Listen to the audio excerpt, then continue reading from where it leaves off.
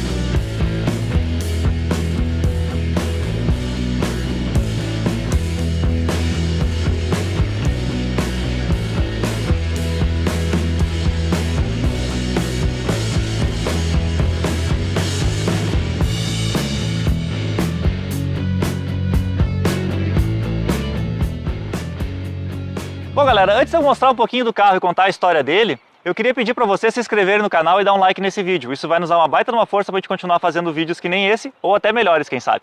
Bom, não é novidade para ninguém que o Renault Sandero ele tem uma família enorme. Ele tem o Logan, ele tem o Duster, a Oroch e até a própria Captur também é derivada da mesma plataforma. Mas aí vem uma coisa engraçada. Sabe aquele grande dilema da humanidade, quem veio primeiro, o ovo ou a galinha? Pois bem, na minha concepção, no meu entendimento, o primeiro seria o hatch. Por quê? Porque a gente teve aí vários carros pequenos que depois derivaram para todo tipo de plataforma, como o Gol, o Fusca e por aí vai, né? Mas nesse caso não, nesse caso é um pouquinho diferente. No caso do Renault Sandero, ele é derivado da plataforma do irmão maior dele, o Logan. O Logan nasceu em 2004, fruto da primeira parceria da Renault com a romena Dacia. Para quem não sabe, a Dacia é uma empresa que tem muitos anos de história. Ela foi comprada em 1999 pela francesa Renault. E assim, como a Romênia é um país socialista, os carros da Dacia eram carros assim um pouco mais simples, mas também extremamente robustos. E a Renault quis aproveitar exatamente esse know-how que a empresa tinha para produzir carros para países emergentes e até o próprio parte da Europa que não era tão desenvolvida assim. Bom, o fato é, o Renault Logan foi desenvolvido com peças Renault, mas com algumas coisas de conhecimento da Dacia. E ele tinha uma grande característica que era ter 40% a menos peças do que um carro normal concorrente dele. Tá, mas como assim, Felipe? 40% a menos peças? Não vem com motor, roda, pneu, banco do carona, step? Não, não é nada disso. Ele vem com todos os componentes. Porém, os componentes são um pouquinho mais simples. Para vocês terem uma ideia, o primeiro Logan e o Sandero, ele tinha o mesmo espelho do lado esquerdo e do lado direito. Ele só virava a posição dele para aproveitar o mesmo componente. Mas se vocês começarem a olhar as partes internas das portas, o painel, vocês vão ver que é tudo uma peça única, que além de ser muito mais barata, ela também facilita a distribuição e fabricação da mesma, né? Então, essa era a grande ideia dessa linha de carros, era ser uma linha extremamente robusta e ao mesmo tempo acessível. E o público que a Renault visava atingir era justamente a América Latina, a África do Sul e alguns países em desenvolvimento na Europa. O Sandero foi apresentado em 2007 e é engraçado que o primeiro país a ser vendido foi exatamente aqui no Brasil. Em 2008 veio essa versão, o Sandero Stepway, que aqui foi chamado no início só de Stepway. Eles queriam tentar desvincular uma marca da outra, mas foi impossível, né? Porque carro é basicamente o mesmo. Em 2011 ele sofreu um facelift, mas manteve a mesma plataforma, então só mudou esteticamente alguns detalhes aqui na dianteira. E em 2015 então veio essa geração nova, a geração 2, que ela é totalmente redesenhada e que, convenhamos, né? Ficou bem mais bonita. Pô, esse carro aqui ele é um aventureiro, mas ele não é só um aventureiro de adesivo ou aventureiro de papel. Ele tem realmente uns apliques, né, nas laterais dos paralamas, aqui embaixo, que remetem um pouquinho à questão mais off-road, que a maioria dos jipeiros vão dizer que não é um off-road, ele realmente não é um off-road, porém ele tem uma grande vantagem em relação à versão convencional. A suspensão dele é quase 4 centímetros mais alta, e isso o torna um ótimo carro para as péssimas condições de conservação das nossas ruas e estradas brasileiras. Mas ele tem mais algumas coisas que são boas também, como por exemplo, o repetidor de seta nos espelhos, ele tem rack no teto, farol de neblina, né, e rodas aro 16 de liga leve. Então assim, ele é quase o mais completinho da família, ele só fica atrás realmente para o Sandero RS, que é o esportivo da família. Como esse carro aqui é uma versão 2016, ele ainda não é com motor SCE, aquele motor que a Renault está produzindo em parceria com a Nissan. Na verdade é um projeto Nissan adaptado para a necessidade da Renault. e que no novo tem 118 cavalos. Esse aqui ele tem 98 a gasolina, 106 a álcool, 14,5 kgf a gasolina de torque e 15,5 a álcool. A grande diferença no SCE ele tem mais torque, porém a faixa de torque dele é a 4.000 RPM, enquanto esse aqui está em 2.850. Depois que a gente for dar uma voltinha, a gente vai ver se realmente faz diferença ou não, porque esses dias eu aluguei um 0 2018 e eu tive uma certa impressão assim que eu conto daqui a pouquinho para vocês. A chave desse carro é uma chave convencional, não é uma chave canivete, mas ela tem abertura e fechamento das portas do controle. O porta-malas dele não tem a opção aqui pela chave, porém é um porta-malas que tem uma grande vantagem na categoria. São 320 litros. Para um hatch é muito espaço.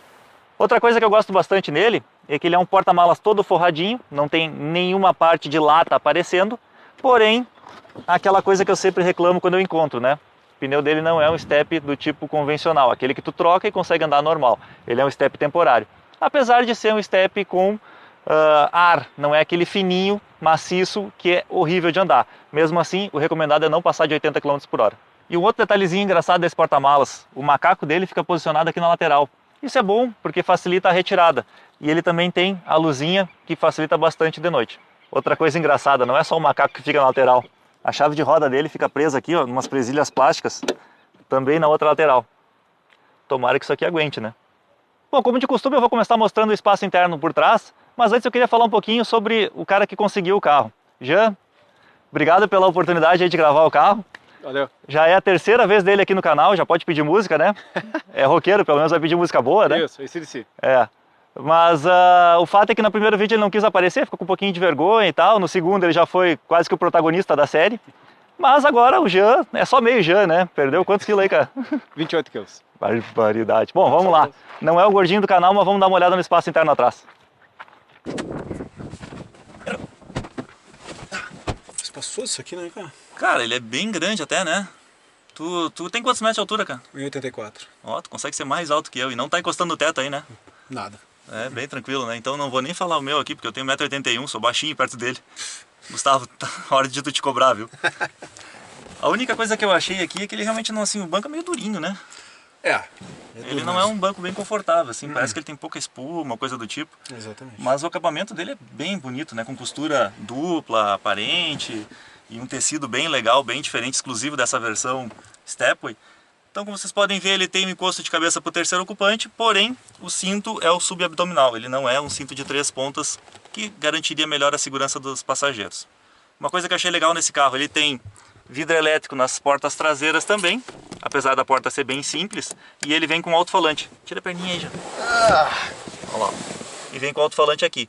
Algo que é bastante criticado no Etios, porque não tem nem espaço para colocar atrás.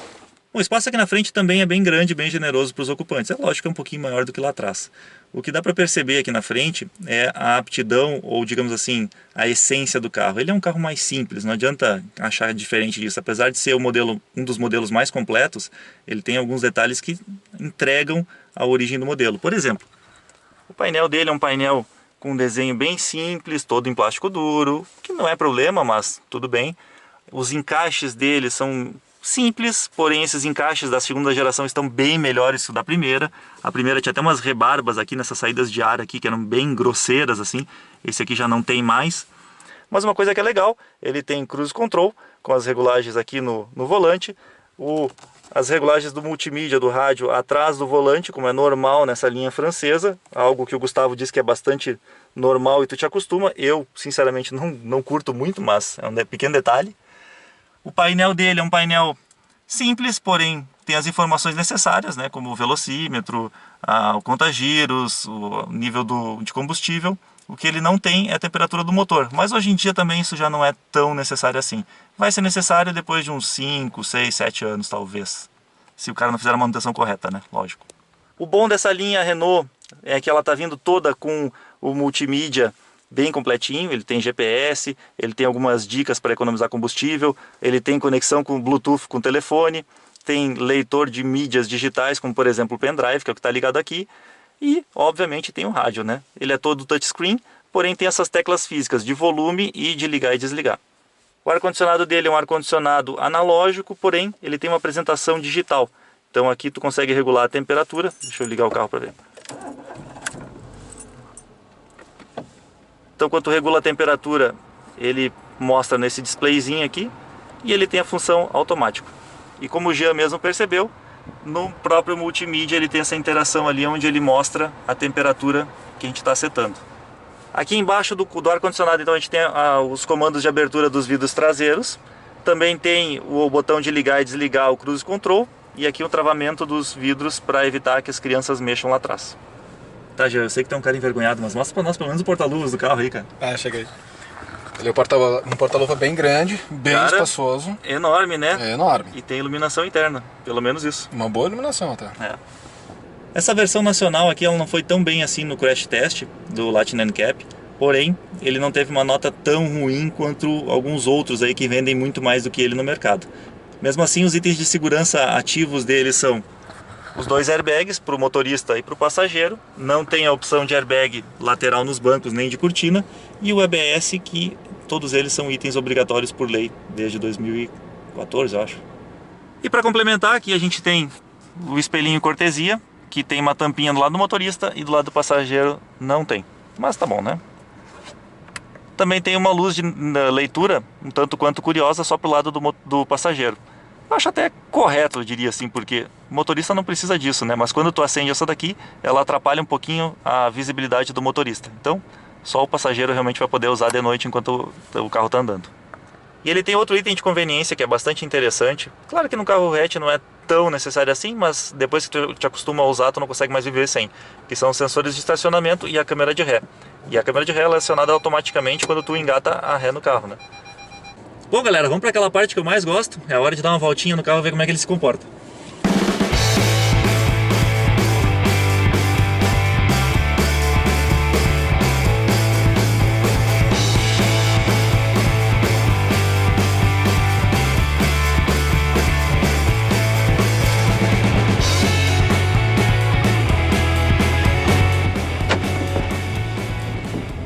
Coisa que é legal, deu pra ver de cara, né? Fechamento automático das portas. Então comecei a andar, o carro já travou sozinho.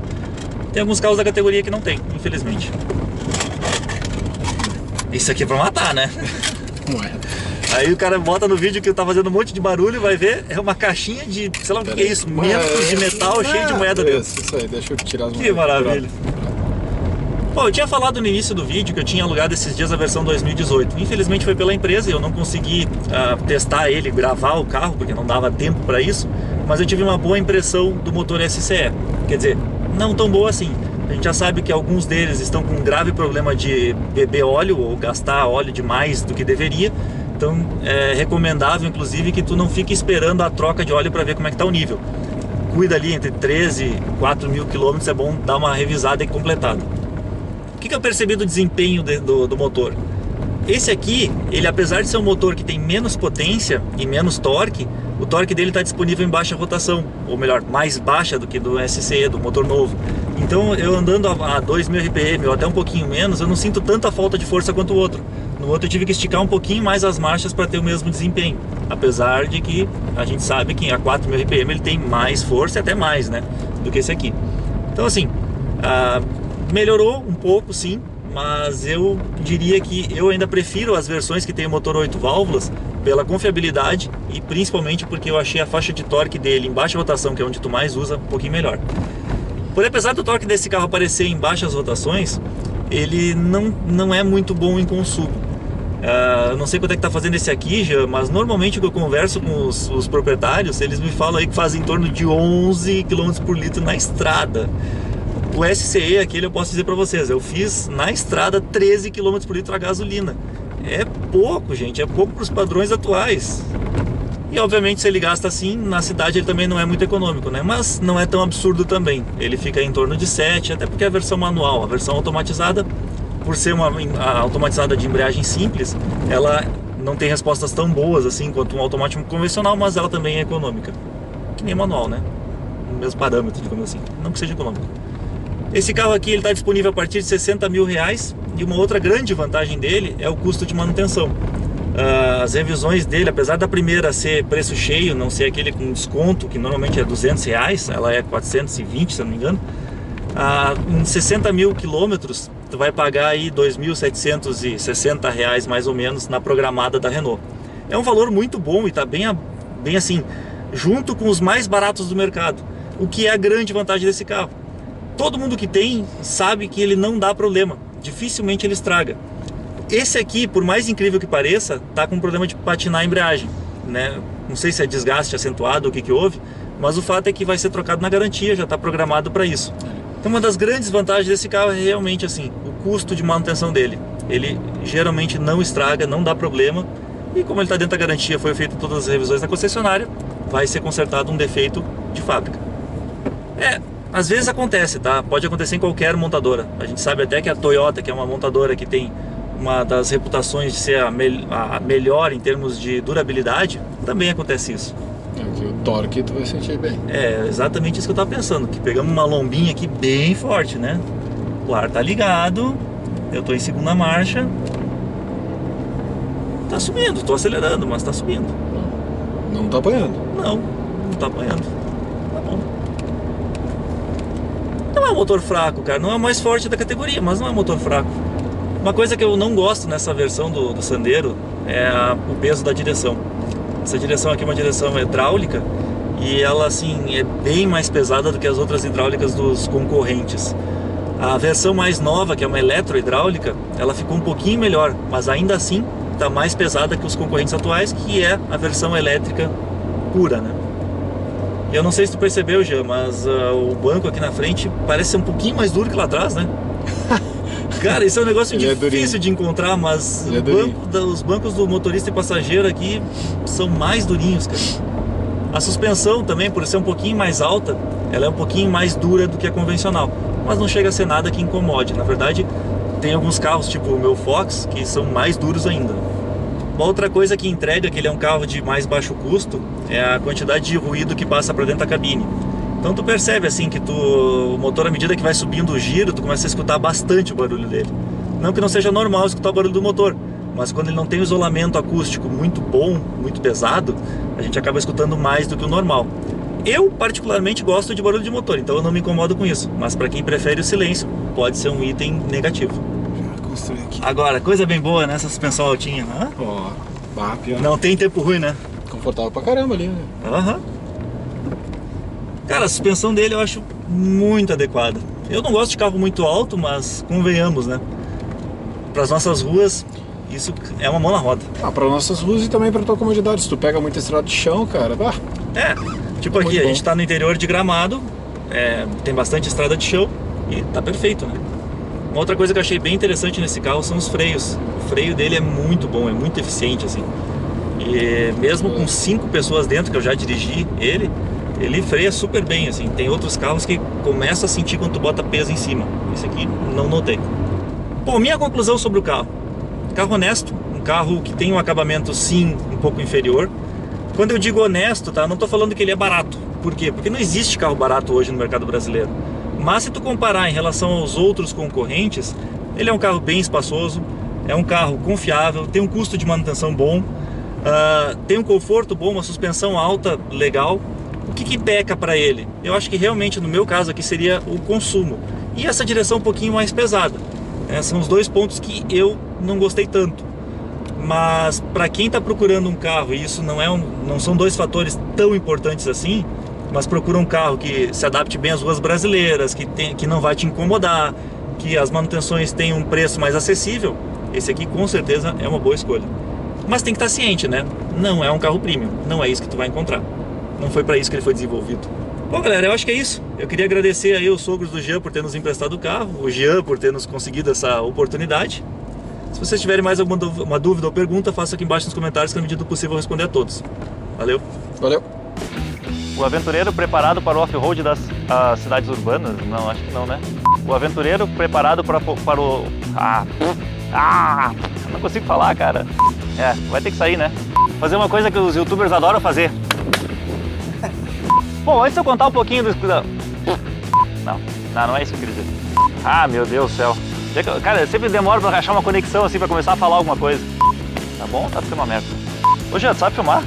E aí, ovelhinha? Olha ali, cara. Ô, Jean, filma aquela ovelhinha ali, coisa mais linda, cara. Dá pra levar pra casa?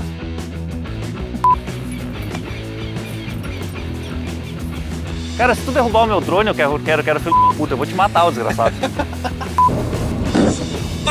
Oi. Eu desaprendi a dirigir carro manual. Bom, se tu aguentou até o final é porque deve ter gostado do vídeo. Então não se esquece de se inscrever no meu canal. E tu também pode dar uma olhada no canal Contabilidade TV, que é um canal parceiro nosso, onde ele posta todos os dias pelo menos um vídeo com dicas financeiras. Não esquecendo, claro, da nossa página no Facebook e no Instagram, onde vocês vão poder ver em primeira mão o carro que a gente acabou de gravar e que ainda não foi ao ar.